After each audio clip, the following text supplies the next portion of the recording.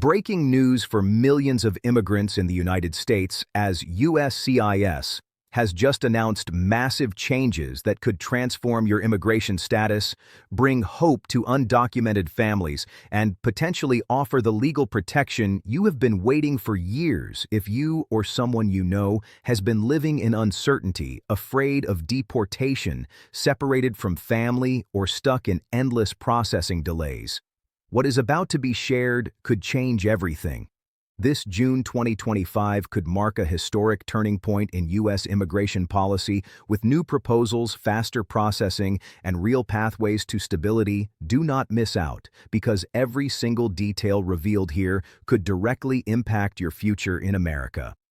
Welcome back to U.S. Visa Portal, your most trusted source for immigration news, visa, updates, policy changes, and everything you need to know about living, working, and building your future in the United States.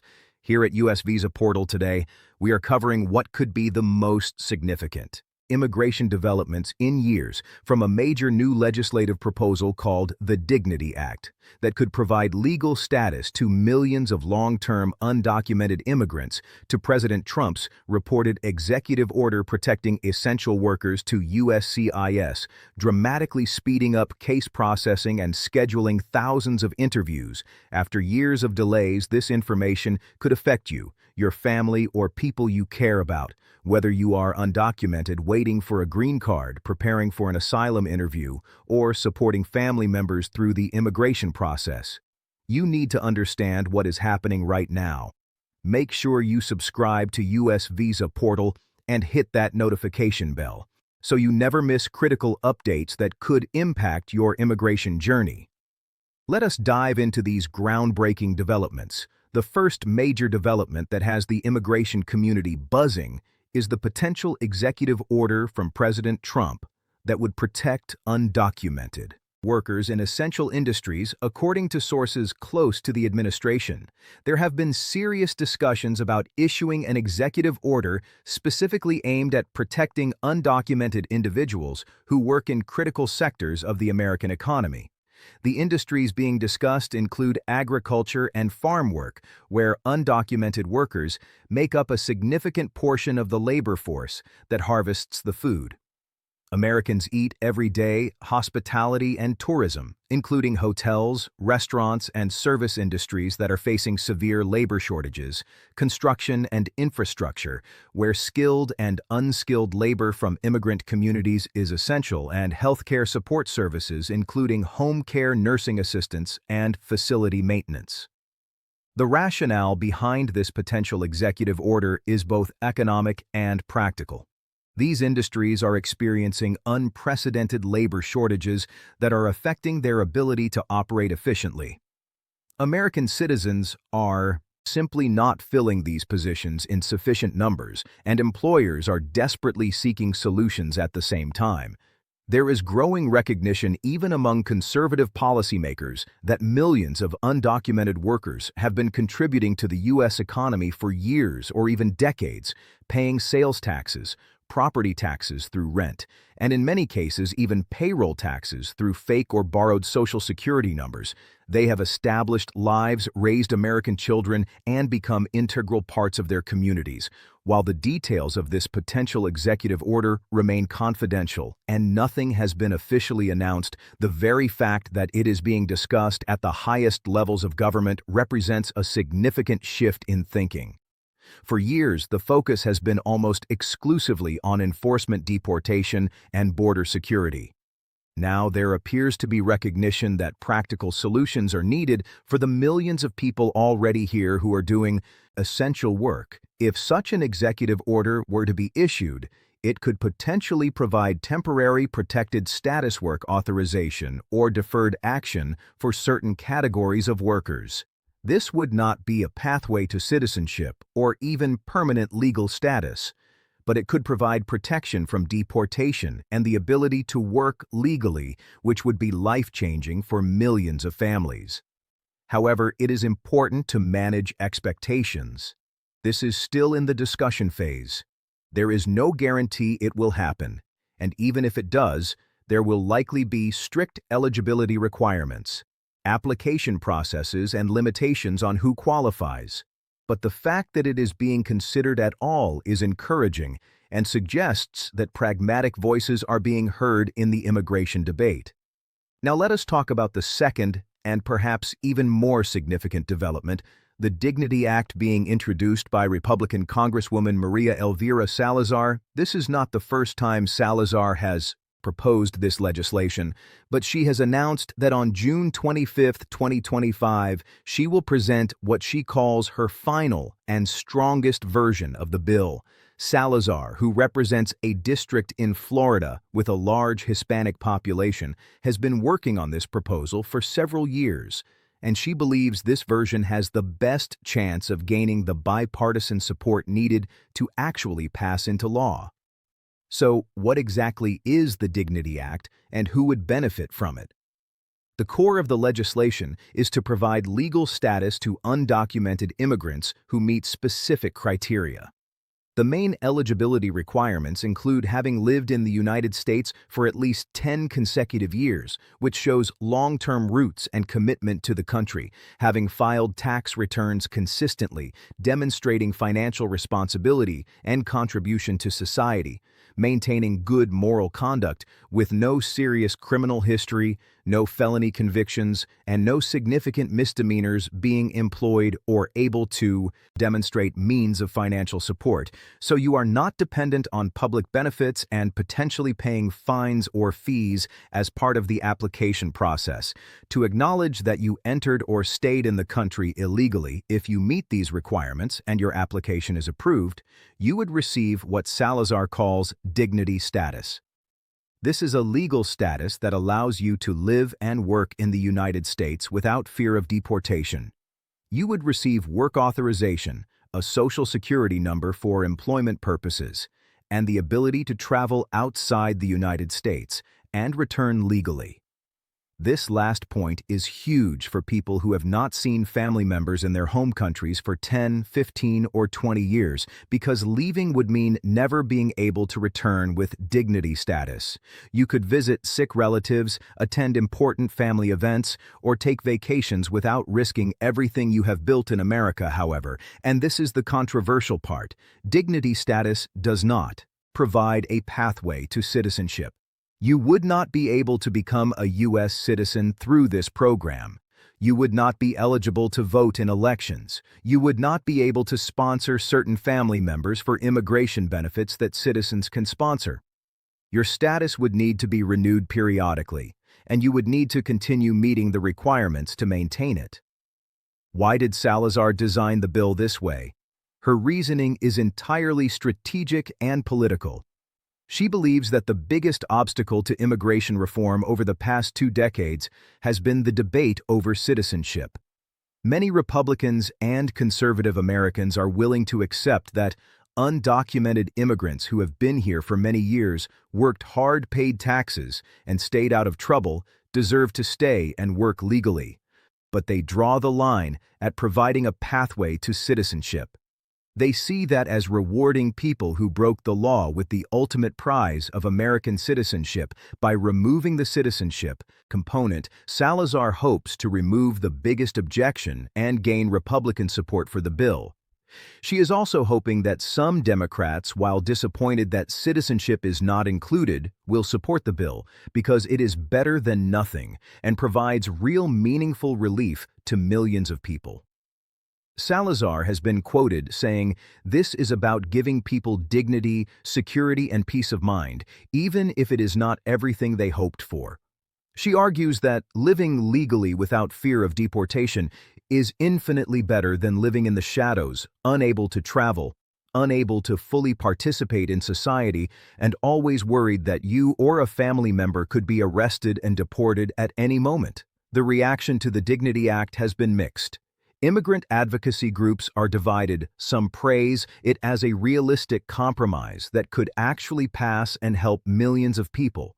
Others criticize it as inadequate because it does not provide a pathway to citizenship and creates a permanent underclass of people who can work and pay taxes but never become full members of American society. Some worry about the 10-year requirement, pointing out that it excludes more recent arrivals, including people who fled violence or disaster in their home countries.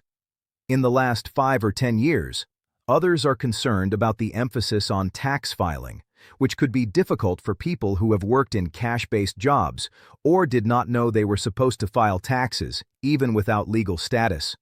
Republicans are also divided. Some moderate Republicans, especially those from districts with large immigrant populations, support the bill as a sensible solution, but hardline conservatives oppose any form of amnesty or legal status for undocumented immigrants even without citizenship.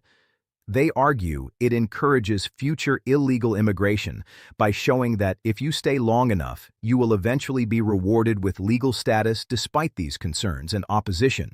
Salazar is optimistic. She points out that the political climate has shifted. There is more recognition that mass deportation of 11 or 12 million people is neither practical nor desirable. There is more awareness that many undocumented immigrants are essential workers, family members of U.S. citizens, and long-term community members.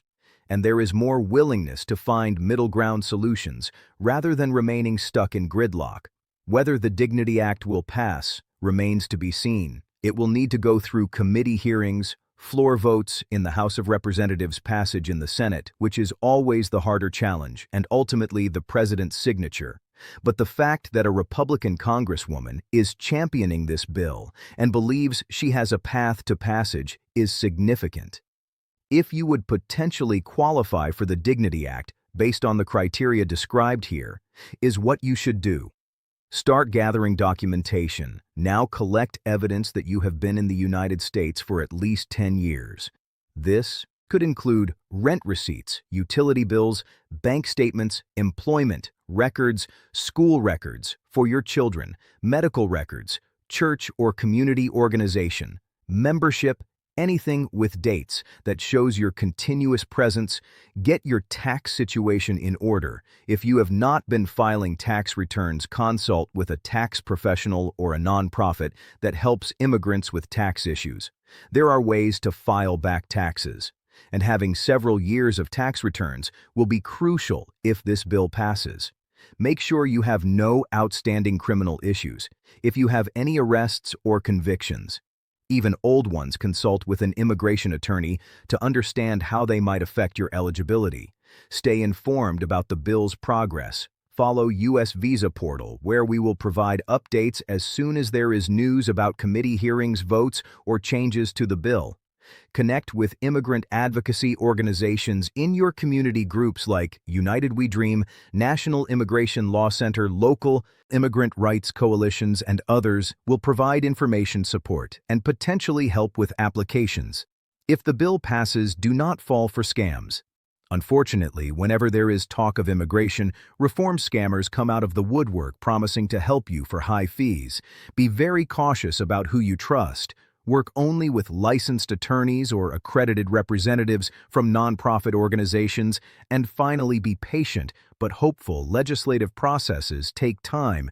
Even if the Dignity Act is introduced on June 25th, it could be months or even longer before it becomes law, if it passes at all.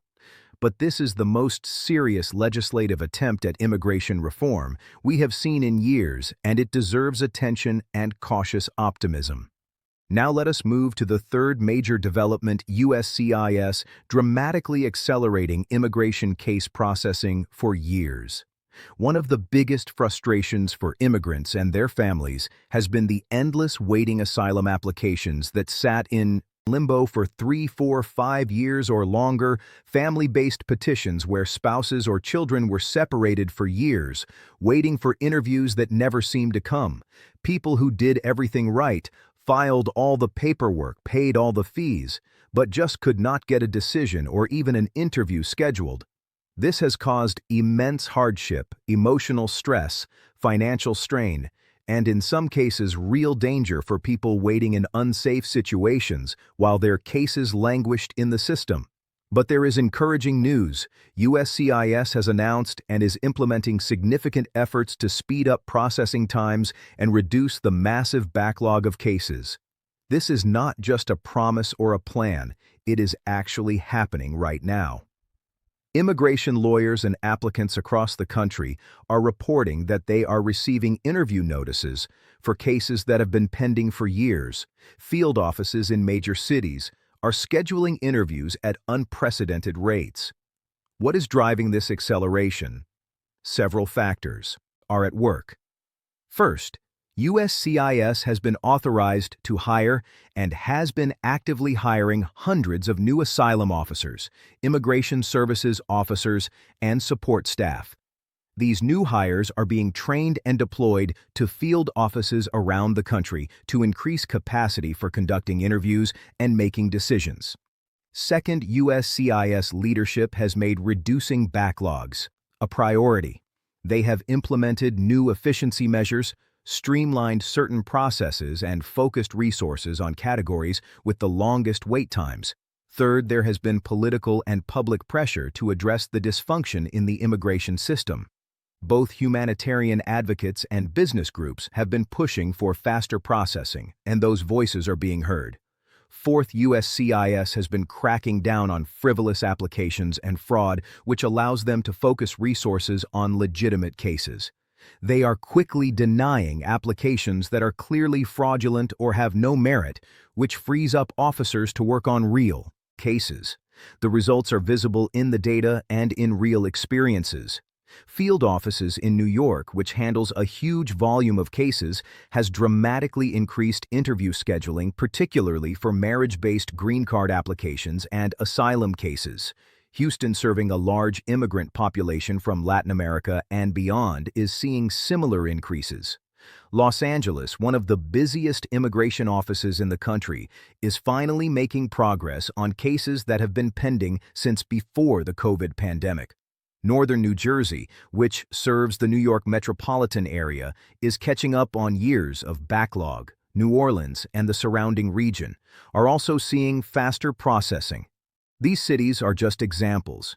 The acceleration is happening nationwide, though some offices are moving faster than others, depending on their specific backlog situation and staffing levels. If you have a pending application, especially an asylum application or a family-based petition for a green card, what should you do? First, make absolutely certain that USCIS has your current address. If you have moved since filing your application and did not update your address, you could miss your interview notice, which would be disastrous. You can update your address online through your USCIS account or by filing Form AR11. Second, check your case status regularly online. Using your receipt number, log in at least once a week to see if there are any updates. Third, make sure your email and phone number on file are current and check them regularly. USCIS sometimes sends notifications electronically. Fourth, start preparing now, even before you get an interview. Notice, gather, and organize all your documentation. Review your application to remember what you submitted and prepare to answer questions about it. Fifth, if your case is marriage-based, sit down with your spouse and go through preparation. Seriously, review each other's information, practice answering questions, and make sure you can demonstrate that your marriage is genuine. Let us talk more about marriage-based interview preparation, because USCIS officers have been trained to identify fraudulent marriages, and they ask detailed questions to determine if your relationship is real. You need to be prepared to answer questions about how you met, where and when your first date was, how the relationship progressed, when you decided to get married, details about your wedding, who attended, where you went for honeymoon, if applicable, your daily life together, your living arrangements, your bedroom. What the first thing you see from your bedroom window is your bathroom. What brands of products you use, your kitchen, who cooks, what you typically eat, your routines, who gets up first, who goes to bed first, what you do on weekends, your finances, whether you have joint bank accounts, who pays which bills, how you split expenses, your future plans, whether you plan to have children, where you plan to live long-term, what your career goals are, and your families, how your families feel about the marriage, how often you see them, what holidays you spend together. These questions might seem intrusive or trivial, but USCIS uses them to verify that you actually live together as a married couple and are not just using marriage to get a green card. Some tips for marriage interview success. Be honest. Do not try to make up answers. If you do not know something, it is okay to say you are not sure or you do not remember. Inconsistencies between your answers and your spouse's answers raise red flags. Be consistent. Your story should match your spouse's story on all important points.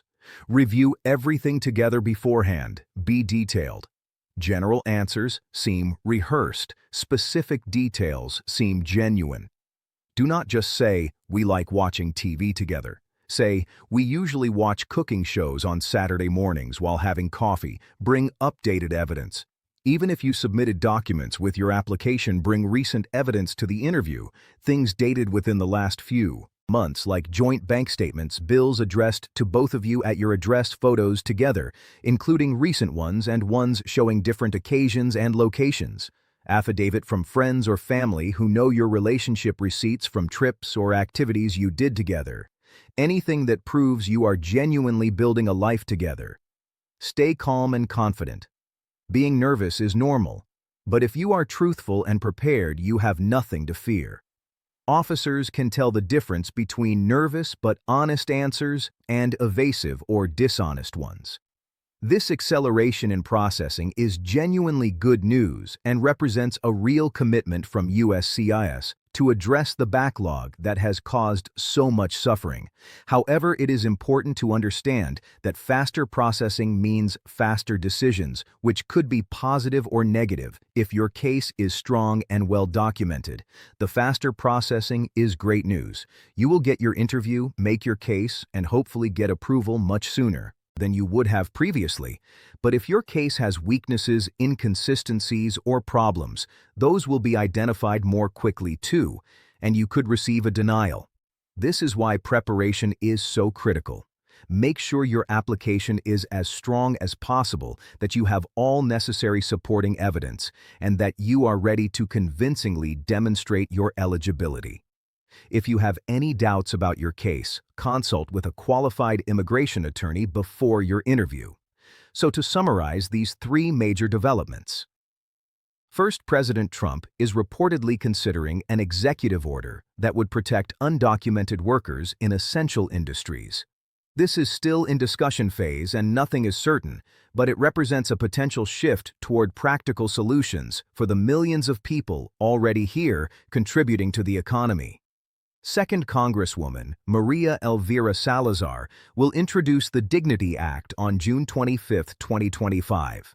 This bill would provide legal status, though not citizenship, to undocumented immigrants who have been in the U.S. for at least 10 years, have paid taxes, and have maintained good conduct.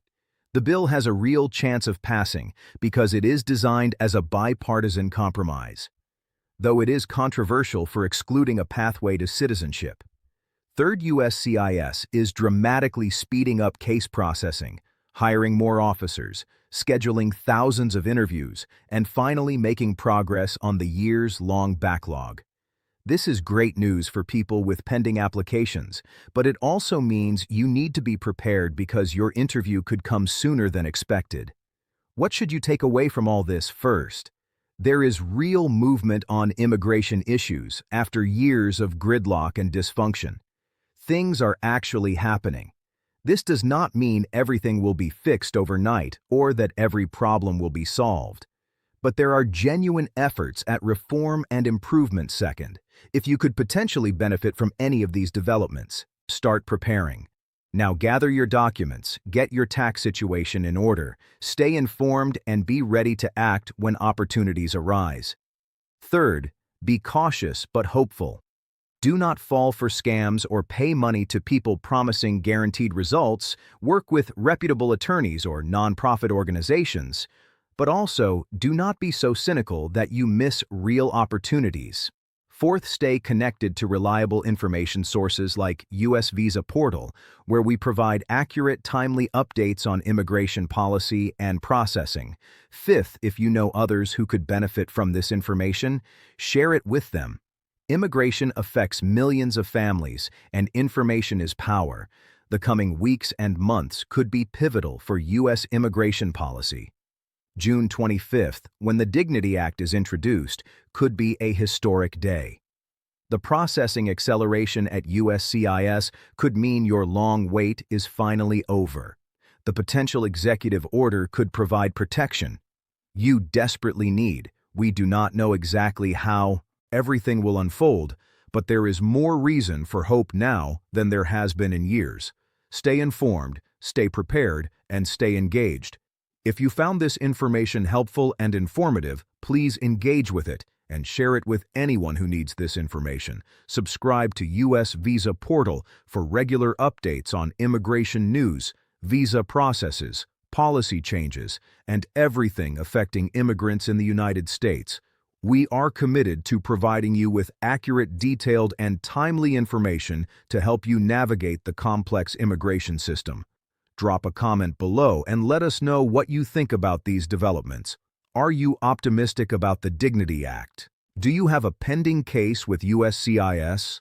What has your experience been? Your comments help build our community and provide valuable perspectives. Thank you so much for tuning in to US Visa Portal. Remember, knowledge is power, especially when it comes to immigration. Stay informed, stay hopeful, and keep working toward your American dream. The path is not always easy, but millions of people have successfully navigated it. And with the right information and preparation, you can too. Take care, stay safe, and we will see you in the next update on US Visa Portal, where we will continue bringing you the latest and most important immigration news and information. Immigration developments in years from a major new legislative proposal called the Dignity Act that could provide legal status to millions of long-term undocumented immigrants to President Trump's reported executive order protecting essential workers to USCIS, dramatically speeding up case processing and scheduling thousands of interviews after years of delays. This information could affect you, your family, or people you care about, whether you are undocumented, waiting for a green card, preparing for an asylum interview, or supporting family members through the immigration process. You need to understand what is happening right now. Make sure you subscribe to US Visa Portal and hit that notification bell so you never miss critical updates that could impact your immigration journey. Let us dive into these groundbreaking developments. The first major development that has the immigration community buzzing is the potential executive order from President Trump that would protect undocumented.